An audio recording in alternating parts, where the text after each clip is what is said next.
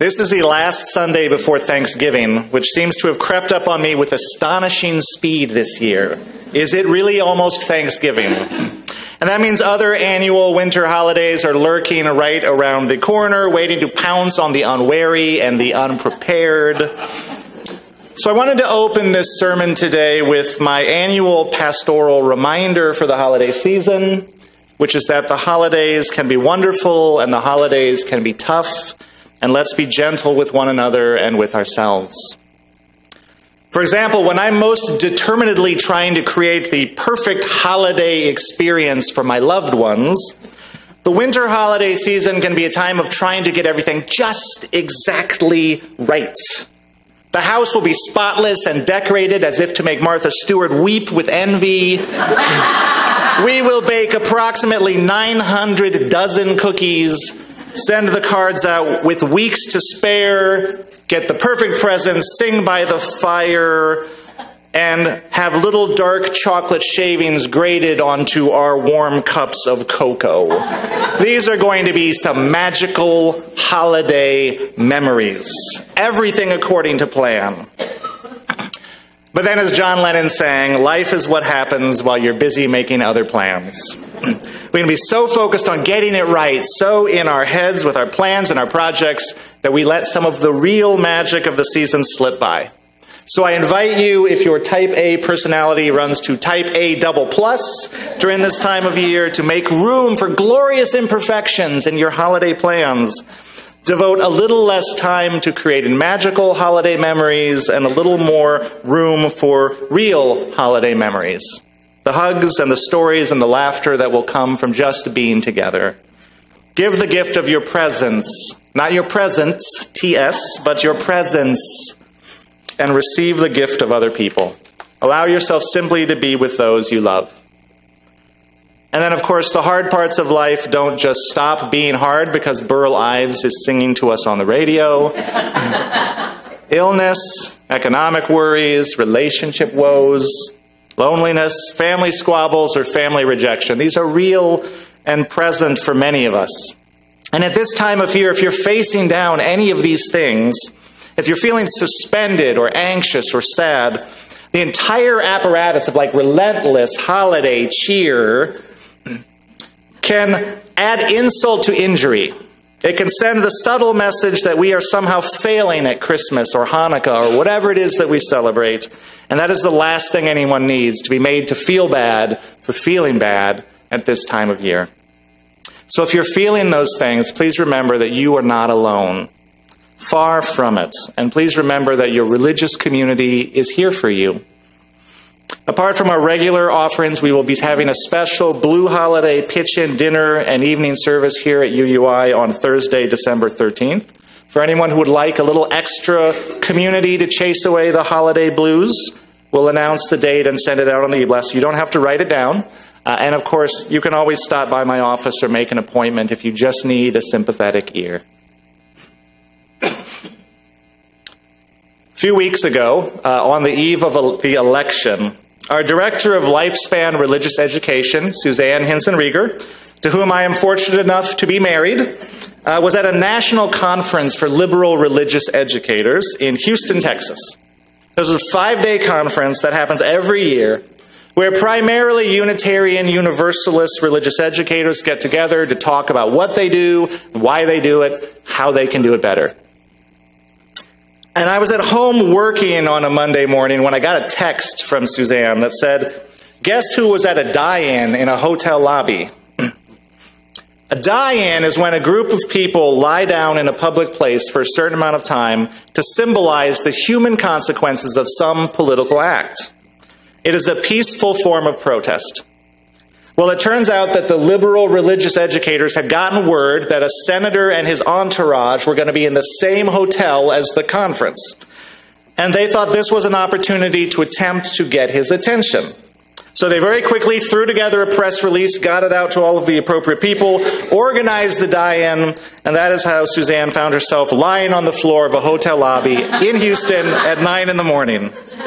To protest the dehumanization of asylum seekers heading to our border, the so-called caravan. The liberal educators felt moved to act based on their UU principles, which insist on the worth and dignity of every person and call us to treat others with compassion. The issue was not this or that specific immigration policy. The issue was the politics of dehumanization and fear. Last Monday, the 11th, I hope somebody's going to get that. Last Monday, the 11th, a group of rabbis, acting in response to the shooting at the Tree of Life Synagogue, which was motivated in part by fear and hatred of immigrants coming to our border, organized a national caravan of people who would travel from multiple northern cities over the course of several days down to El Paso, Texas, where they held a rally protesting the continued separation of teenage immigrants from their families.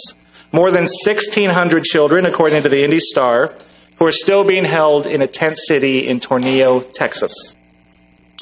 The Let Our Families Go caravan, as it was called, was arranged to protest the dehumanization of families and the mistreatment of children. The caravan passed through Indianapolis, where a public rally was held in support of it at the Indianapolis Hebrew congregation. And I'm proud to say that UUI's Faith in Indiana team got the word out very quickly and organized more than a dozen members of our church to be there to add their voice of support and to witness again that our UU values uphold human dignity and call us to compassion. This is not a political issue, said Rabbi Brett Kirchfer. This is a moral issue. And as you're listening to me preach, our 3rd through 5th grade children are grappling with some of these same moral issues right now in their time for religious exploration in an age-appropriate way. The president of the Unitarian Universalist Association, the Reverend Susan Frederick Gray, says this is no time for a casual faith. As Unitarian Universalists, we are first and foremost religious communities that practice love as our foundation. She says we are living in times of heartbreak, violence, and pain. And in this time, we need communities that remind us of our humanity. And she says, as a people of faith who say we are committed to justice, compassion, and equity in human relationships, as a faith that says we are committed to the inherent worth and dignity of all people, as a faith that says we are committed to respect for the interdependent web of life, we have a role to play. Our faith is calling more from us in this time. So I chose to lead with the issue of dehumanization this morning, but I could as easily have begun by talking about environmental issues, about the climate change that is accelerating on our planet, the effects of which are becoming devastatingly clear, the terrible wildfires in California being only the latest example. And I could point to our campus being almost 100% solar powered and the serious commitment it took to get us there, the faith commitment it took to get us there. Or I could have pointed to this congregation's role in founding Indy Green congregations, or I could have pointed to the large gathering from Citizens Climate Lobby and other environmental organizations who meet in this space the first Monday of every month to get organized and to share their knowledge, courtesy of our sustainability team. This congregation has long demonstrated that when it comes to living out our 7th principle and respect for the interdependent web of life, when it comes to caring for the earth and our fellow creatures, ours is no casual faith. And I'll mention that last week, our children in their religious exploration time learned about shelter cats, got a visit from a feline adoptee sang funny cat-themed songs to the ukulele, and made cat toys to be donated to the local animal shelter. Because caring for the earth and our fellow creatures is a lesson we teach our children continuously in a variety of fun and age-appropriate ways. I could have led by talking about the importance of our commitment to religious tolerance and our openness to religious exploration and dialogue. This is a place where we lift up that value every Sunday, that we need not think alike to love alike. And in our worship services, our educational offerings, our guest speakers, our community interfaith engagements, we reflect that commitment. It is also a value that is deeply embedded in our religious exploration program, which is why today our 7th and 8th grade youths are visiting a Sikh temple to learn about that faith tradition. as part of their year-long Neighboring Faiths curriculum. So last Sunday, we introduced our November theme of persistence. The quality of keeping on, even when it's hard, even when we would rather not, even when success is not assured. And we talked about the importance of resiliency, and we talked about the importance of clarity and purpose, knowing what it is you are setting out to do and why you want to do it. If this is no time for a casual faith, then we need to know what our faith and our faith community is about.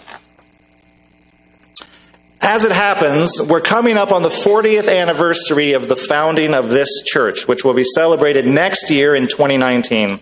So we're entering a time when we're going to be reflecting on the history of this church and its vision for itself from the time of its founding to today. There's a treasure trove of documents and pictures in the cottage library, if you're curious. And we will see that there has been a striking consistency of vision throughout for UUI, a clear focus on and commitment to religious freedom for all, for high-quality religious exploration for children that takes their spiritual development seriously and honors their place in this community, for a love of art and learning, a commitment to welcoming all, to social justice, to civic engagement, and to environmentalism. These are the values and vision of this church. They have been for 40 years, along with a certain quality of humor, friendliness, good cheer, and not taking ourselves too seriously. As we approach the 40th anniversary of UUI, I'm also thrilled to say that there's a third volume of Souls and Spirits being prepared. This is the book of collected biographies of UUI members who are 65 and older. The last edition was published in 1993, so we are long overdue for another. But in reading about the remarkable life stories of the people who make up this church, you really understand on a deeper level what the church has meant to them and what they have meant to the church and how their values and the church's vision have been mutually supportive. So the last formal statement of this church's vision for itself was put together in 2013. It's called Our Constancy of Purpose. You can find it on the website under Governance. It includes our mission statement, our foundational values, and our vision, which is sort of a description of what our church's life would look like if we were living out all of our values consistently. So I almost gave you all a printed copy this morning because I think that it's important for people to be familiar with this. But then I thought that wouldn't be terribly sustainable to hand out 90 printed copies. Wouldn't be very green. So instead I'm going to just project the values portion and read through them for you. These are the values on which this church was founded and to which it is committed. Acceptance. We welcome and honor the inherent worth and dignity of all in our diverse community. Community. With the feeling of family, we love and care for each other while providing opportunities for fellowship and personal growth. Children and youth. We put special emphasis on our children and youth and commit to their religious education during all stages of their development. It is important for us to teach and be examples of all UU principles for our youth and children. Exuberance for life and learning. We are a positive, optimistic, and intellectually curious group of truth seekers who believe that life should be celebrated, that humans are worthy of happiness on earth, and that art, music, and science stand with religious truth as the highest expressions of the human mind and spirit. We provide spiritual and religious opportunities as we reflect on the moral dilemmas presented by issues of the day. We value spiritual practice in daily life. Social justice. We are dedicated to living our faith as expressed in our 7 Unitarian Universalist principles. And stewardship. We are generous and responsible with our time, talent, and treasure, and we believe that we must protect the Earth's environment.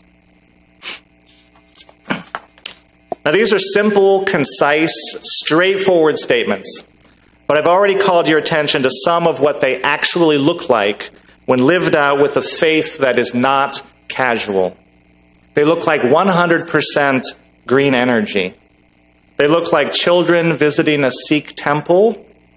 They look like people standing up to defend the humanity of our most vulnerable people. And I'll mention one more. Our values statement mentions the importance of art to the human spirit. In the 12-plus years that I have been at UUI, there has been a different art exhibit in this sanctuary every month, courtesy of our Fine Arts Committee. So first I'll note that we bring the art into our sanctuary, into our most sacred place where it becomes a part of our worship experience. That is how it is valued by this community. And secondly, I'll note that that is over 150 different exhibits of art arranged by the Fine Art Committee just in my time at UUI. That is remarkable. That is no casual commitment, and that is no casual faith. And let's give them a moment.